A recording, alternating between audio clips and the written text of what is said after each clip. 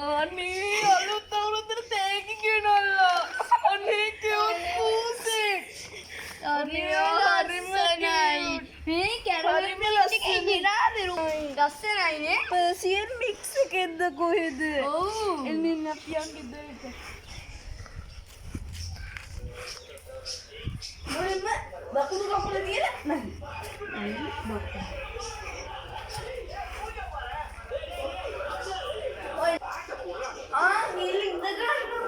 Thank you.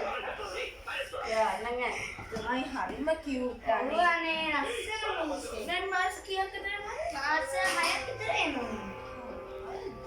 නෑ Persian mix එකෙන්ද කොහෙද? මේ මොකද කිව්වොත් තියෙනවා. ඉන්නේ මං වාට මොනවද කෑමද? ඔච්චර කරදර වෙන්න එපා.